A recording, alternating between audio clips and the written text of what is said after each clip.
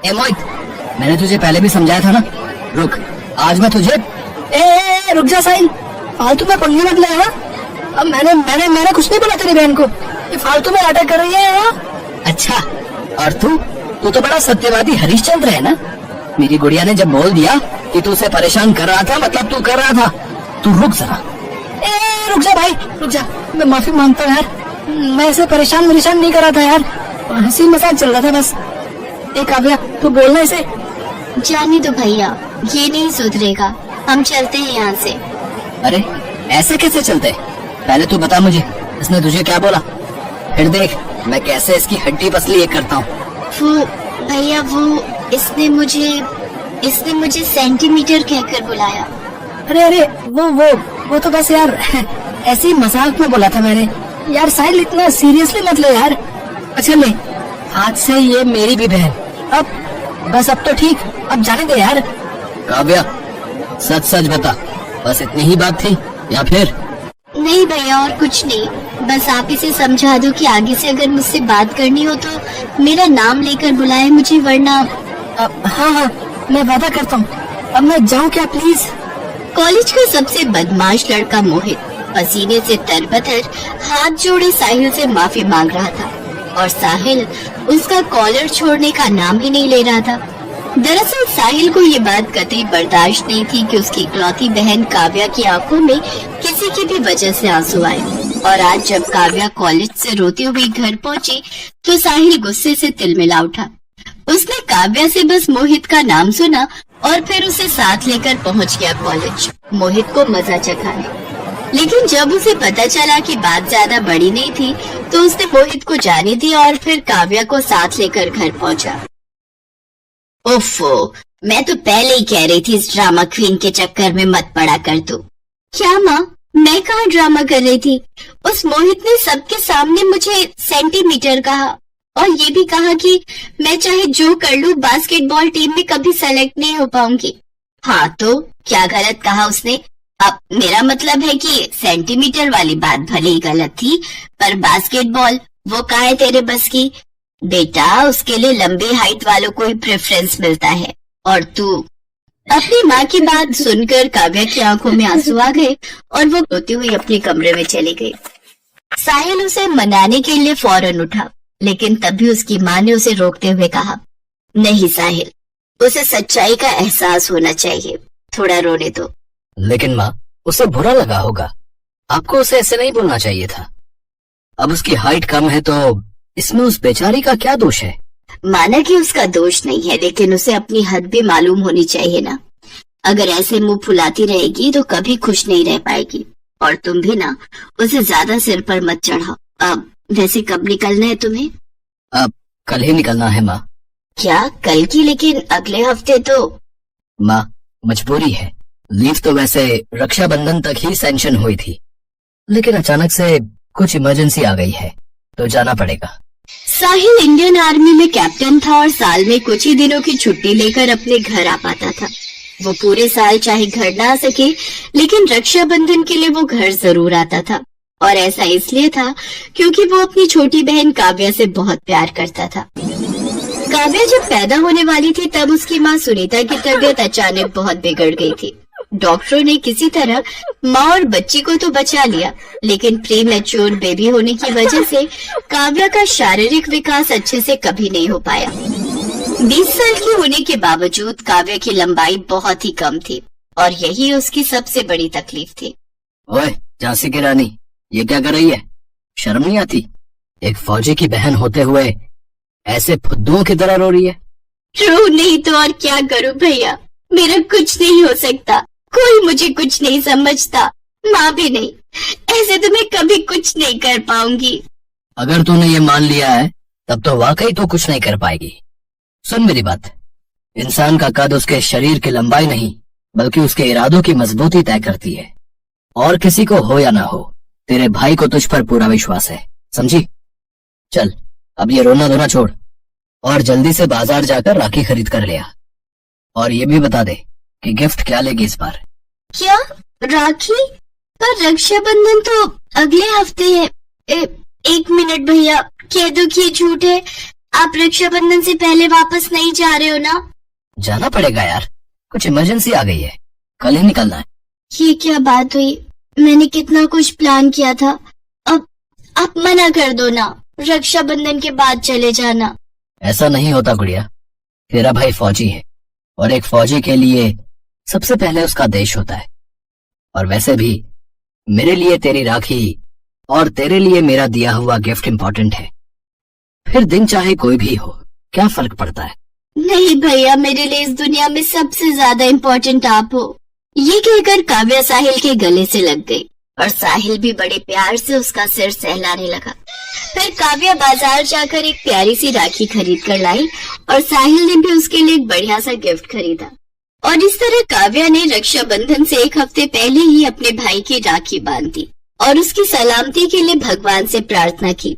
अगले दिन सुबह ही साहिल अपनी पोस्ट के लिए निकल गया। काव्या भी अपने एग्जाम्स की तैयारी में जुट गई। फिर ठीक 3 दिनों के बाद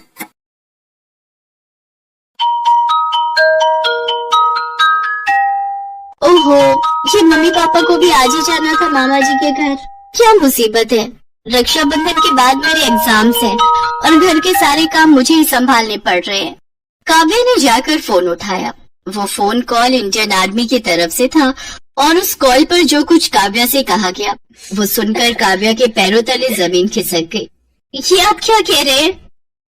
फिलहाल वो खतरे से बाहर है।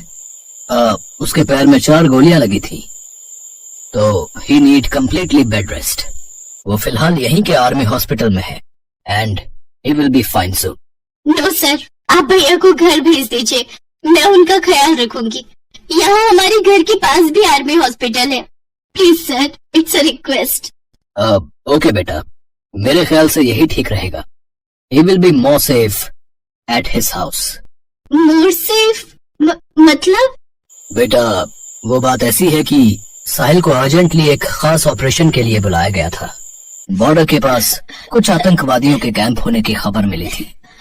साहिल अपनी टीम का लीडर था और उसने अपनी जान पर खेलकर इस ऑपरेशन को अंजाम दिया। सारे आतंकी मारे गए और अब हमें इंटेलिजेंस से पता चला है कि इस ऑपरेशन में आतंकियों के खेमे में खलबली मच गई है। वो बहुत नाराज हैं और हर हाल में अपने साथियों की मौत का बदला लेना चाहते हैं और खास तौर पर वो साहिल को। मैं समझ गई सर, आप बिल्कुल चिंता मत कीजिए। किसी को कानो कान खबर नहीं होगी कि भैया यहाँ घर पर हैं। मैं उनका पूरा ख्याल रखूंगी। गुड। और मैं भी साहिल के इलाज का सारा इंतजाम तुम्हारे घर पर ही करवा देता हूँ। टेक केयर बेटा। साहिल को अगले ही दिन बिल्कुल गुपचुप तरीके से उसके घर शिफ्ट कर दिया गया।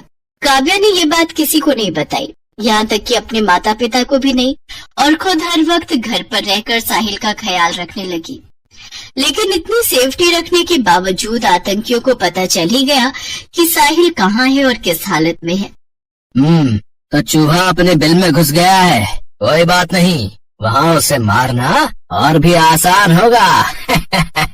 और फिर आतंकियों की एक टोली साहिल के घर के आसपास मंडराने लगी। उनका मकसद किसी भी तरह घर में घुसकर साहिल को मारना था, लेकिन काव्या के रहते क्या ऐसा हो सकता था? ये आदमी तो सुबह भी यहीं पर था, इससे पहले तो कभी नहीं देखा इसे, और ये बार बार हमारे घर की तरफ क्यों देख रहा है? कुछ तो गड़बड़ है। काव्या खतरा भांप चुकी थी और फिर ना तो उसकी आंखों में नींद थी और ना ही मन में चैन। दूसरी तरफ आतंकी भी बस अंधेरा होने के इंतजार में थे। यही सही वक्त है, तुम दोनों उस तरफ से जाओ, तुम दोनों पीछे से, और हम दोनों इस तरफ से जाएंगे, ठीक है? आतंकियों का प्लान तैयार था। वो चुपचाप घर में घुसकर साहिल को मारने वाले थे और इसके लिए उनके पास हथियार भी मौजूद थे। दूसरी तरफ काव्या भी हाथ पर हाथ धरे नहीं बैठी थी। उसने घर में मौजूद चीजों से ही घर का सुरक्षा कवच तैयार कर लिया, जिसके चलते 2 आतंकी घर में घुसने से पहले ही फर्श पर फैले तेल पर फिसलकर अपनी हड्डियां तोड़वा बैठे और 2 आतंकी बिजली के खुले तारों पर पैर रखकर वहीं बेहोश होकर गिर गए और बाकी बचे 2 आतंकी जिनके सामने काव्या खुद आकर खड़ी हो गई थी।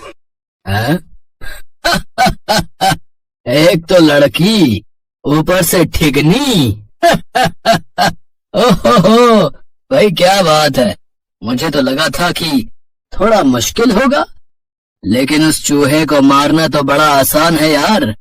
ना तो मेरा भाई चूहा है और ना ही मैं ठिगनी। अगर दम है तो एक और कदम आगे बढ़ाकर देख।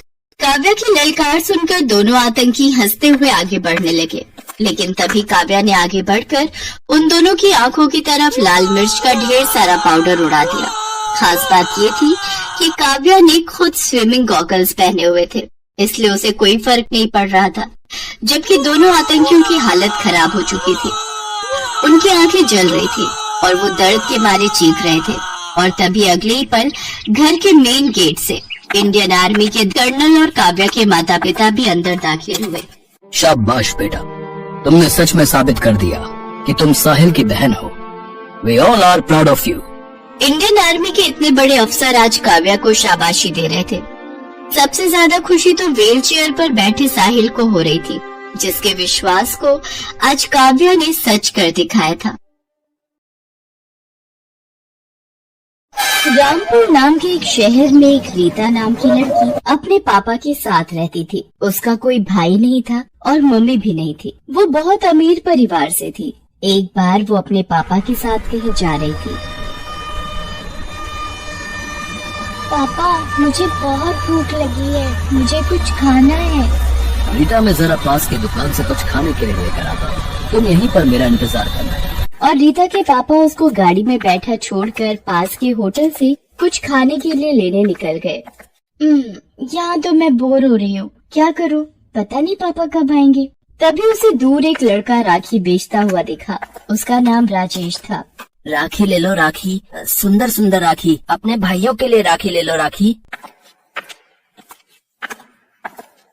अरे वाह, ये तो बड़ी सुंदर राखी है। ले लो ना एक राखी, ये ले लो ना, बहुत सुंदर है। नहीं नहीं, मैं राखी नहीं ले सकती।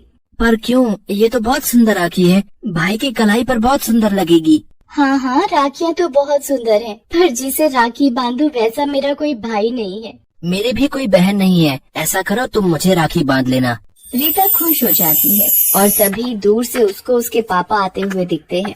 4 दिन बाद राखी है, मैं यहीं पर आकर तुम्हें राखी बांधूंगी, तुम मेरा इंतजार करना भैया। अभी मेरे पापा आ रहे हैं, वो तुमसे बात करते हुए देखेंगे तो बहुत नाराज होंगे, अभी तुम जाओ। राजेश अपने आप को भाई सुनकर बहुत खुश होता है और उससे वहाँ पर आकर राखी बंधवाने के लिए मान जाता है। 4 दिन बाद जब राखी का दिन आता है तब राखी लेकर रीता उसी जगह पहुँचती है और राजेश को राखी बांधती है। बहन, राखी तो तूने मुझे बांधी है, पर मेरे पास कुछ नहीं तुझे देने के लिए। मैं खुद एक गरीब लड़का हूँ और तुम एक अमीर, मैं तुझे क्या दे सकता हूँ? भाई, मैंने राखी तुमसे कुछ लेने के लिए नहीं बांधी, एक रिश्ते के लिए बांधी है। आज से तुम मेरे भाई और मैं तुम्हारी बहन। और वो राजेश का हाथ पकड़कर अपने दोस्तों से मिलवाने ले जाती है, पर राजेश के फटे पुराने कपड़े देखकर सब उसका मजाक उड़ाते हैं। अरे रीटा, क्या पूरी दुनिया में तुझे और कोई भाई नहीं मिला? ये देख, इसके पास तो कुछ कपड़े भी नहीं है। इस गरीब को तूने भाई बनाया? जैसे भी है मेरे भाई हैं, तुम्हें इससे क्या, तुम सब जाकर अपना काम करो। ये सुनकर रीता को बहुत बुरा लगता है और रीता राजेश को लेकर दुकान पर पहुंचती है और उसको कुछ नए कपड़े दिला देती है। रीटा, इतने महंगे कपड़े मैंने कभी नहीं पहने, मैं ये महंगे कपड़े नहीं ले सकता। कोई महंगे नहीं है भाई, ये कपड़े मेरी तरफ से राखी का गिफ्ट है तुम्हारे लिए। राजेश उन्हें लेकर बहुत खुश होता है। इसी तरह दोनों अक्सर मिला करते और बहुत सारी बातें किया करते। राजेश को बहन का प्यार मिला और रीता को भाई का। कुछ समय बीत जाता है और अगली राखी का त्योहार आता है। राजेश वहीं पर रीता का इंतजार करता है। सुबह से शाम हो जाती है पर रीता नहीं आती। राजेश उसको ढूंढता हुआ उसके घर पहुंच जाता है। उसकी बहुत बड़ी हवेली देखकर हैरान रह जाता है और अंदर जाने लगता है। अरे अरे अरे, कहाँ जा रहे हो लड़के? मुझे रीटा से मिलना है। अरे रीटा मैडम से कोई नहीं मिल सकता, और वैसे भी तुम हो कौन जो रीटा बेबी से मिलना चाहते हो? मैं रीटा का भाई हूँ। तुम रीटा के भाई हो? रीटा का तो कोई भाई नहीं है और रीटा बेबी को तुम ही मिले थे भाई बनाने के लिए। अरे जाओ जाओ, किसी और को बेवकूफ बनाना। राजेश वहाँ से नहीं जाता। तभी तेज बारिश होती है और राजेश वहीं खड़ा रहता है और बारिश में भीगता रहता है। रात हो जाती है और भूखा प्यासा वो रीता के लिए खड़ा रहता है। तभी रीता के पापा उसके खड़े होने पर, ये कौन खड़ा है बाहर? साहब, ये लड़का रीटा बेबी से मिलने आया है और खुद को उनका भाई बता रहा है। कौन हो तुम और यहाँ क्या कर रहे हो? मुझे रीटा से मिलना है। आज राखी है ना, उससे राखी बंधवानी है मुझे। मैं अपने साथ राखी भी लेकर आया हूँ। तुम्हें राखी बांधेगी रीटा? अभी शक्ल आईने में देखी है? जा भाग यहाँ से और दोबारा यहाँ नजर मत आना, नहीं तो हड्डी पसली तोड़ दूंगा। और राजेश को धक्के मारकर निकाल दिया जाता है। उसके बाद राजेश कभी रीता से नहीं मिल सका। करीब 10 साल बाद राजेश रीता के घर के बाहर से गुजर ही रहा होता है कि उस घर में राजेश देखता है। रीटा बेटी, जल्दी नीचे आओ, कुछ दिखाना है तुम्हें। मेरी बहन वापस आ गई। और राजेश रीता को आवाज देता है और रीता उसके पास आ जाती है। रीटा, तुम इतने सालों से कहाँ थी? मैं हर राखी पर तुम्हारा यहाँ इंतजार कर रहा था। कौन हो तुम? भूल गई रीटा? आज से 10 साल पहले तुमने मुझे राखी बांधी और मुझे अपना भाई बनाया था। क्या बक रहे हो तुम? मैं तुम जैसे छोटे लोगों को अपना रिश्तेदार बनाऊंगी क्या? ये सब झूठ है। नहीं रीटा, ये सच है। तुम मुझे अपना भाई कहती थी और मैं राखी बेचता था। तुमने 10 साल पहले मुझसे ही राखी खरीद कर मुझे ही बांधी थी। मुझे ऐसा कुछ याद नहीं, और अगर ऐसा हुआ भी है तो वो मेरे बचपन की बात थी। अब सब भूल जाओ। मेरा कोई भाई नहीं है और मैं तुमको अपना भाई क्यों बनाऊंगी? सिक्योरिटी, इसे यहाँ से निकालो। पता नहीं कहाँ से आ जाते हैं गरीब लोग। राजेश मुंह लटकाकर वहाँ से चला जाता है। कई दिन बीत जाते हैं। एक दिन रोड पर एक कार का एक्सीडेंट हो जाता है। राजेश वो देखने जाता है। वो देखता है कि रीता की गाड़ी का एक्सीडेंट हो गया है। राजेश भागकर रीता को देखता है तो उसका बहुत खून निकल गया होता है। राजेश रीता को हॉस्पिटल पहुँचाता है और डॉक्टर से कहता है, डॉक्टर साहब, मेरी बहन को बचा लो, इसका बहुत खून निकल रहा है। हाँ, मैं देखता हूँ। डॉक्टर, मेरी बहन ठीक तो है ना? उसको कुछ हुआ तो नहीं? राजेश, एक्सीडेंट में तुम्हारी बहन की आंखें चली गई हैं। ये क्या कह रहे हो डॉक्टर साहब? संभालो अपने आप को राजेश। अब क्या होगा मेरी बहन का? तुम फिक्र मत करो। अगर किसी की आंखें मिल जाएं, तो हम तुम्हारी बहन की आंखों का ऑपरेशन कर उसकी आंखें वापस लगा सकते हैं। डॉक्टर साहब, आप मेरी आंखें रीटा को लगा दो। पर राजेश, तुम बिन आंखों के देख नहीं पाओगे। मुझे इसका कोई मलाल नहीं डॉक्टर साहब, आप मेरी आंखें रीटा को दे दो, मैं उसकी नजरों से दुनिया देखूंगा। राजेश एक पत्र लिखता है और डॉक्टर को देता है और कहता है, डॉक्टर साहब, जब मेरी बहन रीटा की आंखें लग जाएं, तब आप उसे ये पत्र दे देना, पर किसी को भी मेरे बारे में नहीं बताना, न ही मेरा पता। ठीक है राजेश, जैसा तुमको सही लगे। और डॉक्टर राजेश को आंखें दान करने के लिए ऑपरेशन थिएटर में आने के लिए कहते हैं। राजेश जाने से पहले रीता के पापा को उसके एक्सीडेंट के बारे में बता देता है। हेलो अंकल, रीटा का एक्सीडेंट हो गया है, वो सिटी हॉस्पिटल में है, जल्दी आओ। आप कौन बोल रहे हो और ये एक्सीडेंट कैसे हुआ? अंकल, रीटा की गाड़ी एक ट्रक से टकरा गई थी, जिससे उसका एक्सीडेंट हो गया। रीटा की हालत नाजुक है, आप जल्दी आ जाओ। राजेश के फोन के बाद रीता के पापा हॉस्पिटल पहुंच जाते हैं। उधर राजेश अपनी आंखें रीता को दान कर देता है और वहां से चला जाता है। डॉक्टर साहब, अब मेरी बेटी कैसी है? अब आपकी बेटी बिल्कुल ठीक है। किसी ने अपनी आंखें देकर रीटा की आंखों की रोशनी लौटाई है। कौन है वो डॉक्टर साहब? मुझे उससे मिलना है। सॉरी, पर हम उसका नाम और पता नहीं बता सकते, उसने मना किया है।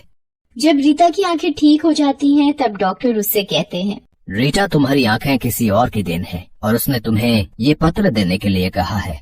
रीता पत्र ले लेती है और पढ़ती है। उसमें लिखा होता है, रीटा, तुमने शायद भाई बहन के रिश्ते को एक मजाक समझा, पर मैंने तुम्हें अपनी बहन समझा और 10 साल तक तुम्हारा हर दिन इंतजार किया। मैं तुम्हारे घर भी गया था, पर तुम्हारे पापा को ये मंजूर नहीं था। सही भी है ना, एक अमीर घर की लड़की एक गरीब लड़के को अपना भाई कैसे बना सकती है? पर मैंने ये रिश्ता दिल से माना था। जब तुमने मुझे पहले राखी बांधी थी, उस समय मेरे पास तुम्हें देने के लिए कुछ भी नहीं था। आज उसी राखी का कर्ज निभा रहा हूँ। ये राखी का तोहफा समझकर स्वीकार करना और इन आँखों में कभी भी आंसू मत आने देना। हमेशा होठों की मुस्कुराहट बनाए रखना और कभी किसी का दिल मत तोड़ना। तुम्हारा भाई राजेश। ये सुनकर रीता और उसके पापा की आंखों में आंसू आ जाते हैं और वो अपने किए पर बहुत पछताते हैं। रीता राजेश को ढूंढने की बहुत कोशिश करती है, पर अब राजेश रीता को कभी नहीं मिलता। ऐसा लगता जैसे वो अपना भाई का फर्ज निभा गया। भगवान ने मुझे भाई और माँ के प्यार से वंचित रखा, और मुझे भाई मिला भी तो मैंने खुद उसे ठुकरा दिया। मैं कितनी अभागी हूँ। इन सब का जिम्मेदार मैं हूँ बेटे। पैसे के लालच में मैंने तुम दोनों का भाई बहन का रिश्ता तोड़ दिया। पर अब पछताने से दोनों का रिश्ता वापस नहीं आ सकता था। राखी के रिश्ते को पैसों से नहीं तौला जाता। राखी का रिश्ता कभी अमीरी और गरीबी का मोहताज नहीं होता। ये बात आज एक गरीब भाई ने सिद्ध करके दिखा दी।